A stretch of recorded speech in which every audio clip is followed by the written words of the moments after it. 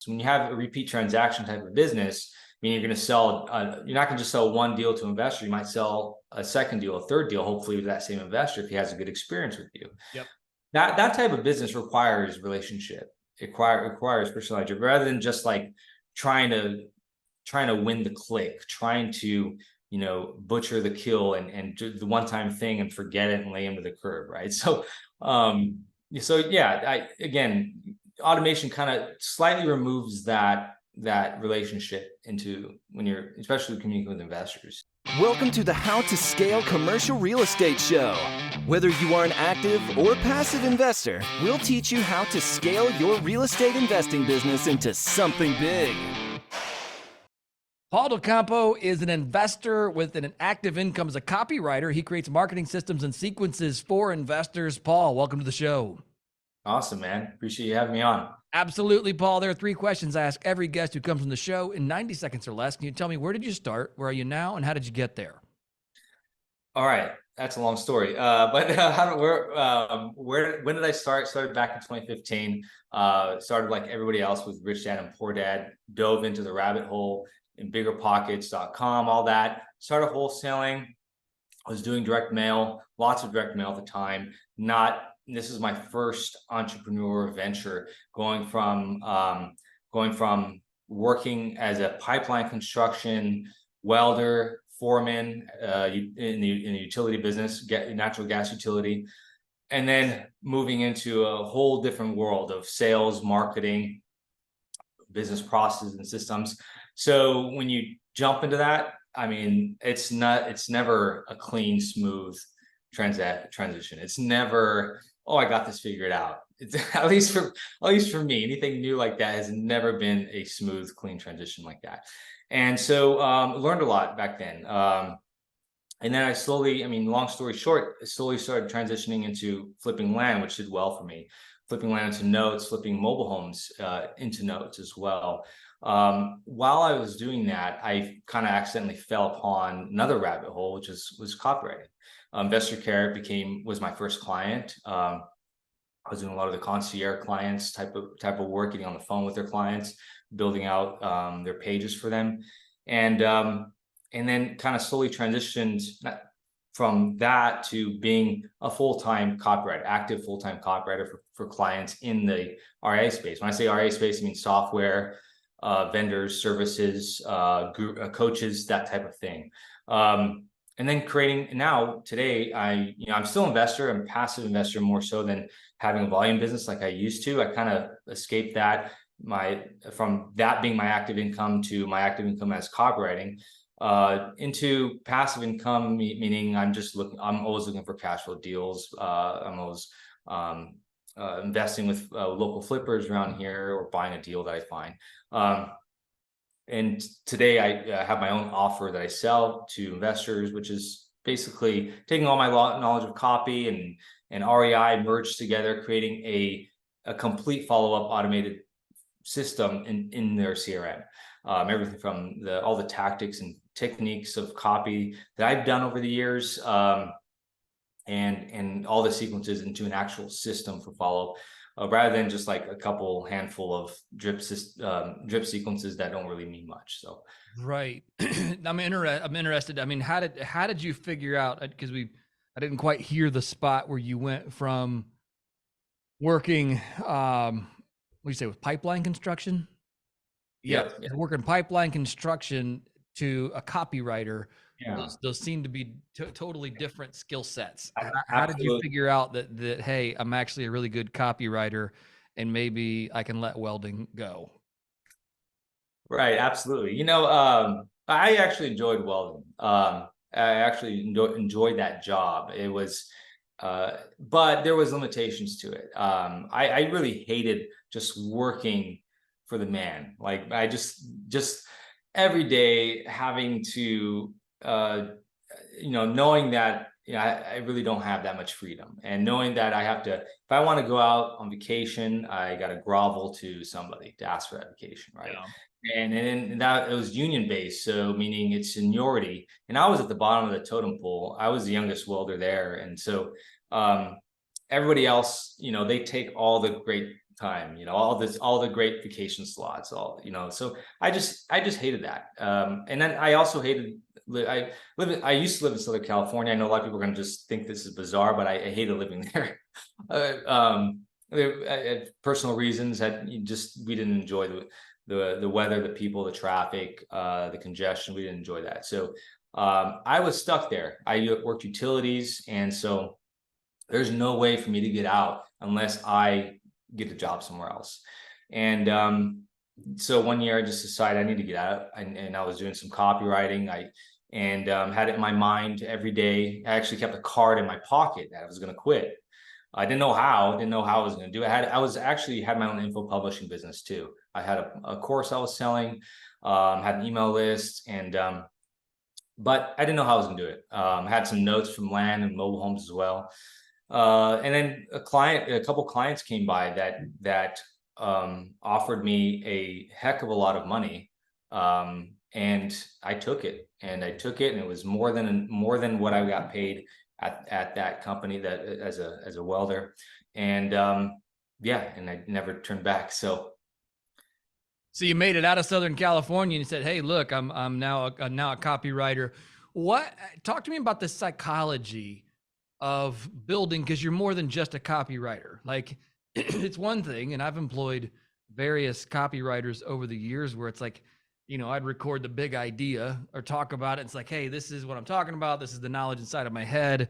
Now I need this synthesized into something meaningful. That's one copywriting skill set. And I was always impressed when a copywriter can take my ideas that I couldn't really synthesize into anything meaningful and turn it into a beautiful paragraph. Like, oh yeah, that's exactly what I wanted to say. Well done. That's one skill set. But it's another thing entirely to understand the psychology. And a lot of people on this or that listen to this show are probably struggling, I would imagine. Maybe I'm wrong. I'm just projecting my own struggles. But the investor psychology kind of process, as they come in, they get an idea of, okay, who is it? What is it that you do? What's your business like? And then moving them from that curious onlooker to, now I want to invest with you, and getting them through those drip sequences. That's a different skill set entirely. How have you built that out? Right. So your example is more so the target is an investor. You're trying to get fund or sell deals in them, right? Yeah. So well, in this case, it would be an investor looking to get that investor, to be comfortable with us as deal sponsors, and then come alongside invest. Yeah. So with that, I'm going to say that I think the strongest element for that particular segment, I think it's going to be a relationship rather than, because there's nothing really, I mean, it depends on what segment you're going after. That's important, right? There's market awareness, there's market sophistication. So if you can spread out your blanket, you're going to get all kinds of people to come on board, and get the brand new people that just read Rich Dad Poor Dad, and they're so excited about buying a deal, but they probably won't, right? So, and then there's the seasoned investors, and that's the affluent class, or there's a great book, and I brought this up in another podcast I was in, Dan Kennedy's Marketing to the Affluent, and that is a very interesting group that I'm trying to understand as well better, because that's who I market to. OmniDrip is my offer, my company. We actually, when I say create sequences, I'm talking about off-market investors who have lots of leads to buy deals from, right? So in this case, I wouldn't probably have a long sequence for an investor. Instead, what I would do instead is have a channel that I'm consistently marketing to them with. Somebody has taken me up on this challenge, or not took on this challenge, but kind of debated or argued with this idea that, an investor is just looking for a deal. That's true, but it's also not true, because you're marketing to the affluent, and the affluent are more likely to buy from somebody they like, rather than price shopping or looking for a deal. And a really good case study example of this is Brandon Turner's, speaking of bigger pockets, Brandon Turner's Open Door Capital, right? They're doing the same thing. They're going after investors. And so if you watch their advertising, it's just him. It's his personality. So it's personality driven marketing. What I'm saying here is think about how you can grow the relationship that really puts your personality, that is driven by your personality. And you can do it via email, you can do it versus social media, versus ads like Open Door, or in some type of influencer type person like Brandon Turner. My cup of tea is email. I love doing email marketing. That is the channel I've used since 2016 to build a personality driven marketing channel. So yeah, that's my tip for marketing to investors. Man, that's cool. I like that. I like that a lot. What did you do? Because I'm looking through here your website here, which for those of you who are listening is reiomnidrip.com. So reiomnidrip.com. And it looks like to me one of the things that you've really helped real estate investors work through is, and I think you said it, but it is with the seller side. And that's very important, obviously, on the commercial real estate side of things as well, because there's two things we need. We need money and we need deals. Without either one of those, then we really don't have a commercial real estate business. So it sounds like you work more on the seller lead acquisition and getting deals closed side of things. Is that about a fair synopsis? Yeah, and that site you're looking at, that offer, yeah, just because it was just more of a need for that. It was just a lot of it's more likely for when you're creating an offer, you got to look at what's more likely, what are you filling the gap with. So yeah, like I mentioned earlier, I don't see for investors, I don't see having a very complex type of automation in place. Right. I'm a fan of automation, but there's a time and place you don't really need it. Having a rat's nest of all these little things. And so with OmniDrip, we put in place for these flippers and wholesalers, we have 20 sequences in place. That's because it's a long sales process. There's all kinds of different avenues to go with, and these people are dealing with at least 100 leads per month. So hard to follow up with that. When somebody has a smaller business and they're only dealing with 30 leads per month, it's something that you don't really need a whole lot of automation with. Or it becomes a rat's nest, and then you kind of remove the whole relationship. Because in commercial business, you have the advantage over the guy who's just looking for deals. When you're selling to investors, I mean, you have repeat transactions. When you have a repeat transaction type of business, I mean, you're going to sell. You're not going to just sell one deal to an investor. You might sell a second deal, a third deal, hopefully with that same investor if he has a good experience with you. Yep. That type of business requires relationship. It requires personality, rather than just like trying to win the click, trying to butcher the kill and do the one-time thing and forget it and lay him to the curb, right? So yeah, automation kind of slightly removes that relationship into when you're especially communicating with investors. So yeah. No, I hear you, man. That's spot on, and that's one of the things I think in our drip campaigns, when an investor signs up for the Brick and Investor Club, one of the things that they get early on is opportunities, and I think they get them throughout the campaign, but it's instead of, hey, read one more email sequence, it is schedule a call with us, get on the phone with us, let's get to know each other, let's talk. Let's not just have one way communications. And I think so I'm not saying at all to remove any drip or automation. I mean, at the bare minimum, I would have a welcome series. That welcome series is goals, intentions with that series. What are you trying to achieve? What's the first quote sale you have to make? In your case, it's getting on a phone call. It could be driving value by giving them information. It could be educating. It could be whatever it is. So at bare minimum, I do have a welcome series. Everybody, I think, should have some sort of welcome series. But I think it might stop there, depending on your business. Right. If you have a whole lot of things to sell, if you're an e-commerce business, yeah, you're going to probably have little more with complicated segmentation on who's buying what, who's clicking what, and all that kind of stuff, because you're dealing with lots of volume of leads coming in. Yeah, so it's all business related, all case by case. So got it. I love it. What's the limits to what it is that you're doing and the number of industries that you feel like you can effectively serve?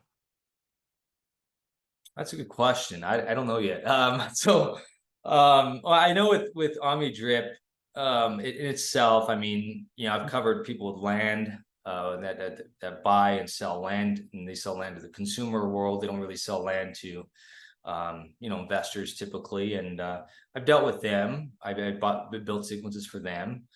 I get my limit. I don't, to be transparent. It's not like I'm there writing for every single client. I built this so it's scalable for me and affordable for everybody. So I built it to where I have a library of different messages that fit different people, different scenarios, and then I have a software that pulls that all together so that it creates a sequence for them, or the sequences. So yeah, if somebody comes in and I don't have any of that stuff, I have to make a decision. And it's like, well, am I going to charge them a lot of money to create it? Can I resell it? Can I package it up and resell it?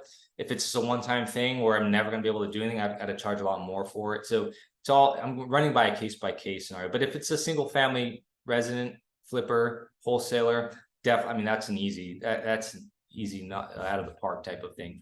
If it's somebody who's doing commercial, I got to see what I can do with that. Right. What do you feel like the number one messaging mistake maybe people make is? Oh, hey, give me what medium or what kind of channel are we talking about here? Let's say it could be from the. Yeah, I got one then. That's All a right, simple let's SMS, email. Let's just start with that. I think that the number one I think is sounding too robotic and HR type. I give this tip a lot, and I think people sound like they're a lawyer or they're from the HR department, right? And so it's just dry, boring. So my tip to that is be a little, talk like you're from, you're Joe Schmo from down the street. Talk like a normal person would. I mean, write like a normal person would. You're not there's nothing legal that you're writing about. You're not a lawyer, you're not sending a contract, right? You're not creating a contract so just, you write like any other person would. I think we get too involved into trying to sound professional, but that actually just hurts you. Because there's a copywriting principle that you don't want. Here's a really good analogy: is if I saw a guy roll up in a Ferrari right in front of my house, he wearing a slick suit, and he's coming to knock on my door, I have barriers immediately up. Like, Sure. What the hell's going on, right? So it's salesman. He screams salesman as he approaches your door. I have barriers. They come right up because he's put himself in a level where he's looking down on me now. And so, and that's your consumer is going to have that. Everybody's going to have that barrier. Rather, a guy who rolls up in a beat up pickup truck. I'm not saying this is what you do for your sales process. I'm just putting an analogy here. Rolls up in a pickup truck, comes knocking your door, kind of like almost like the Columbo type of figure. I don't know if anybody remember Columbo. He's kind of just this weirdo, like not weirdo, but kind of aloof. And so when somebody rolls up like that, and he's now on a lower level where you're looking down on him instead. And so you put that other person in the same level as you, to now it's more comfortable. The barriers are less, but that's an old negotiation strategy of this guy named Jim Camp. But I think Chris Voss learned from him. But Jim Camp is long gone, but his books start with no. So a great book on negotiation has those principles there where you don't have to sound perfect at all. I mean, even trying to sound perfect actually it works against you. So yeah, no, that's it. I like it. And what I hear you saying there is just be authentic. Be yourself. Yeah, and that's always, and that's a buzzword a lot, is be authentic. And I think a lot of people have trouble being authentic, which and they try to be somebody else while trying to be authentic, which is like, they so And that's a hard thing to do. I get it. So one tip that I write a daily email to my list. So trying to be authentic is a very, so I don't try to think about, I got to be authentic. Instead, there's a really good documentary on Disney, on Disney Channel, on Stan Lee. I think if you just type in Stan Lee, you'll find it. So Stan Lee helped. He didn't create Marvel. Well, he helped kind of create it because he worked there at Marvel. He was their editor, and at the time in the 50s, he was at comics where everybody was doing the same thing. It was all, hey, follow the trends, just write what everybody's writing, and it sells. Stan Lee changed gears, and he started writing what he wanted to write about. Yeah. The story that interests him. That's where Spider-Man. He's like, why don't I create a teenage superhero? And which was unheard of at the time. Teenage superhero with problems. And so he did that, and like Marvel took off after that.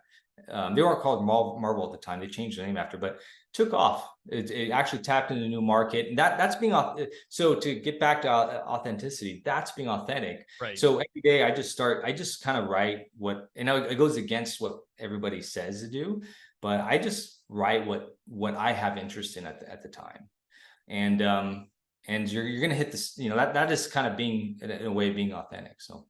No, it absolutely is. It absolutely is. Yeah, I like that a lot. Yeah, that's a great clue there, or hint there, that we can certainly apply in our own businesses. Paul, this has been a lot of fun learning from you today. I love what you've done and the journey you've taken from working on the pipelines to making a business out of copywriting and sequence building, and really dialing in the back end of a lot of things that we as real estate investors certainly need and use. Thanks for taking the time to break down some of the more mechanics of how you do that, what you look for. You've given us some great book recommendations here. Start with No, Marketing to the Affluent, the